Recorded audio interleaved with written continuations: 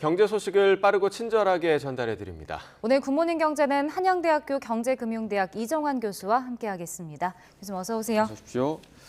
자, 어제 정부에서 반도체 관련 발표가 있었습니다. 2042년까지 세계 최대 규모의 첨단 시스템 반도체 단지를 만들겠다. 지금 삼성이 거의 뭐 한 300조 원 정도로 투자할 방침인데 경제 효과가 상당할 것으로 기대가 되죠. 일단 이러한 정책의 배경을 좀 아시는 게 좋을 것 같은데요. 네. 최근 이제 국제 경제는 흔히 말해서 산업 정책이 이렇게 중요해진 시절이 없다라고 이야기합니다. 이런 것은 사실은 코로나19 이후에 어떻게 보면 공급망이 붕괴가 됐다라고 이야기하고 있고, 공급망이 붕괴가 됐다는 이야기는 예전에는 뭐 반도체는 한국에서, 뭐 시스템 반도체는 대만에서, 뭐 미국은 소비를 하고 이런 구조가 가능했는데 이제 구조상 그런 게 불가능해지면서 산업들을 각자 자기의 글로벌 공급망 안에 혹은 자국으로 유치하겠다라는 전략이 크게 피고 있거든요.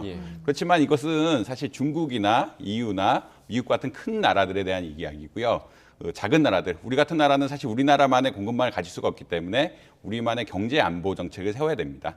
경제 안보 정책 중 가장 중요한 것 중 하나가 우리가 결국은 첨단 산업 생산 기지라고 이야기하죠. 첨단 제조업이라 보통 이야기하는데 배터리나 반도체라는 어떠한 부가가치가 높고 앞으로도 공급망 내에서 중요한 위치를 차지하는 이런 것을 전 세계 각국으로 팔 수 있는 이런 산업 시스템을 만들어야 된다는 게 경제 안보 논리 중 하나로 나오고 있거든요.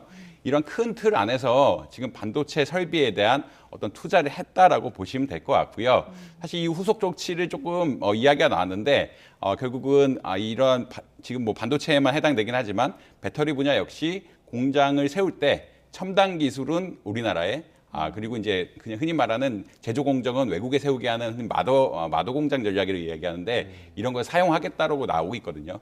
이 말은 그만큼 지금 국제 경제 상황이 굉장히 엄중해졌고 나라의 위기 의식이 굉장히 크다라고 보시면 될 것 같습니다.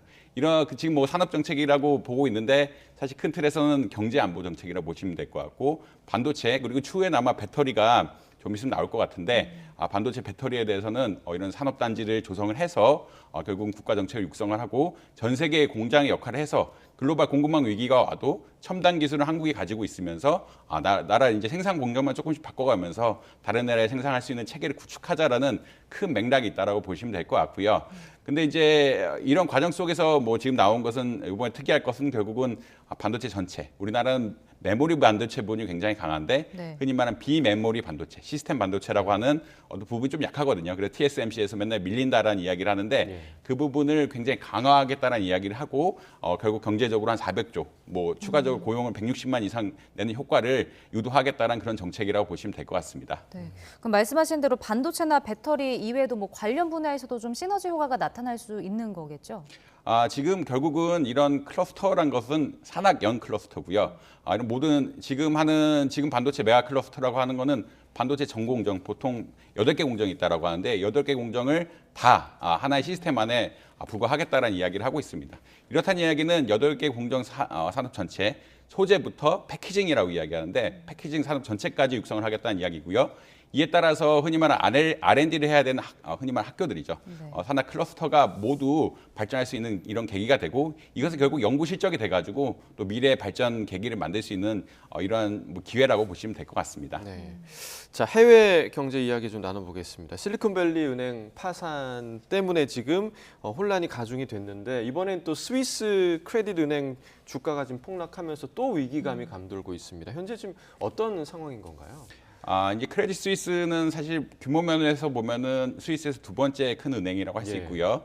근데 스위스의 금융 산업이 원래 예전부터 굉장히 유명하지 않습니까? 뭐 스위스 은행에 모두가 계좌를 맡겼다 이런 얘기를 할 정도로 뭐 전반적으로 스위스의 금융이 굉장히 강하고 GDP에서 차지하는 비중 역시 한 10%가 넘거든요. 네. 우리나라는 5% 안쪽인데 GDP에서 차지하는 비중이 한 10% 넘을 정도로 금융 산업이 굉장히 중요하고요.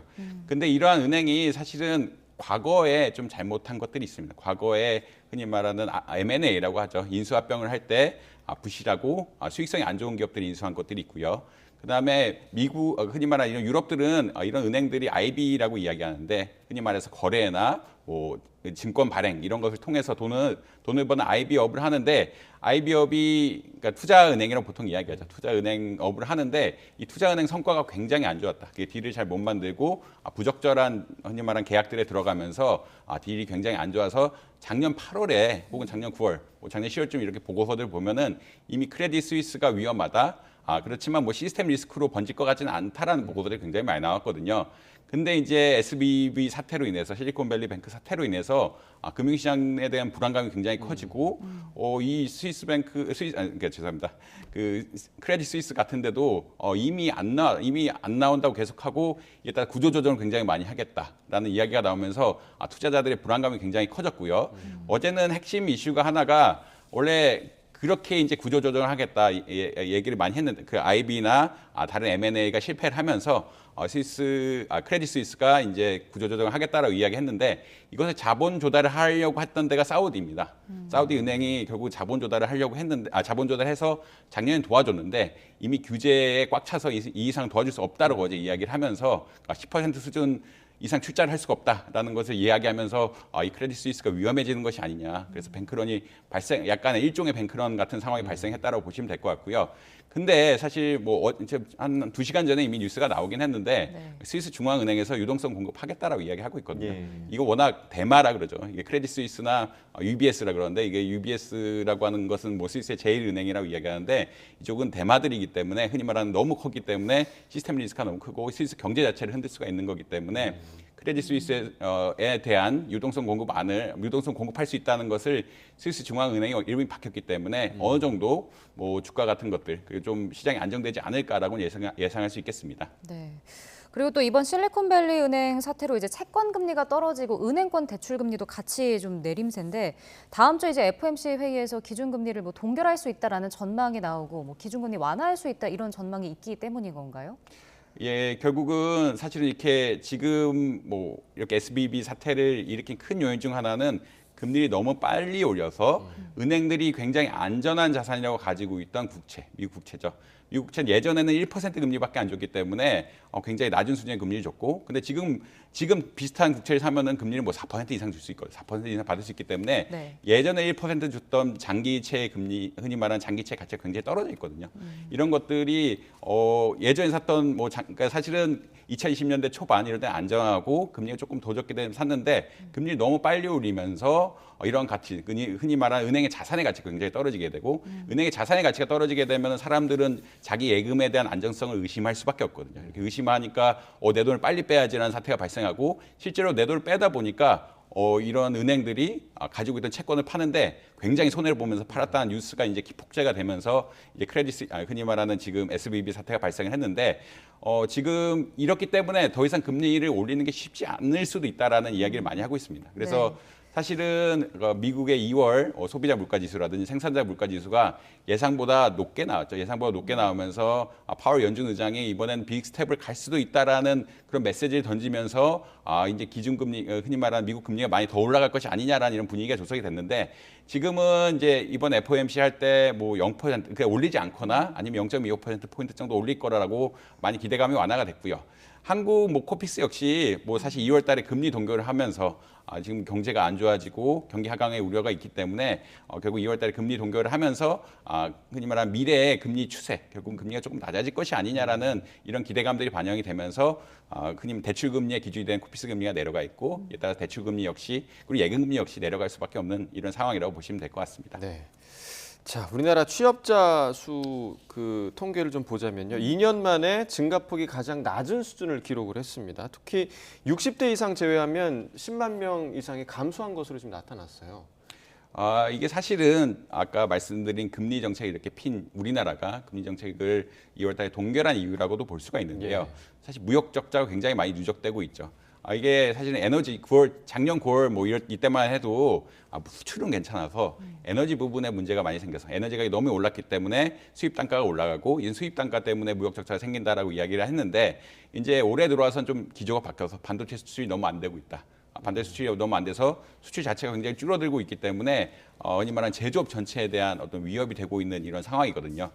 이런 것들이 사실 반영이 되면서 제조업에 대한 고용이 굉장히 많이 줄었다라고 네. 이야기하고 있거든요. 제조업에 대한 고용이 많이 줄고 대신에 아무래도 이제 위드 코로나가 되면서 흔히 말하는 서비스업이 계속 영업이 늘어갈 수밖에 없죠. 예전에 영업이 닫았던 것들이 고용을 더 하기 때문에 서비스업 부분에 대한 고용이 지속적으로 늘어나고 있고 이런 현상들이 반영해서 이건 서비스업은 좀 늘고 제조업 부분은 굉장히 감소하는 이런 현상이 나왔다라고 일단 말씀드릴 수 있을 것 같고요. 네. 근데 이제 경기 하강을 또 예측하는 중요한 지표가 이제 청년층 고용률, 우리 20대 취업률이라고 말할 수가 있는데 20대들이 굉장히 많이 빠졌습니다. 20대들의 고용이 안 좋다라는 이야기를 굉장히 많이 하고 있는데 신규 취업이 안 된다는 이야기거든요. 기업들이 사실 경제 운영을 하기 위해서는 어떻게 보자면 지금 같은 상황에서는 인력을 최소한으로 하고 어디 버티고 고금리 상황을 넘어가서 투자를 하고 그 이후에 이제 사실 인력을 뽑는 게 바람직하거든요. 이러한 전반적인 전략들이 나오면서 흔히 말하는 20대에 굉장히 흔히 말하는 고용의 감소가 있었고 40대는 아마 제조업 부분에서 사실 40대들이 이제 제조업 부분에 많이 취직을 해 있는데 제조업 부분에서 고용 감소가 이루어지면서 40대 분야에 물론 이게 통계적으로 100% 나온 건 아니지만 예. 고용 감소가 좀 있지 않았을까라고 그냥 추측을 하고 있는 상황입니다. 네, 알겠습니다. 한양대학교 이정환 교수와 경제 이야기 나눠봤습니다. 고맙습니다.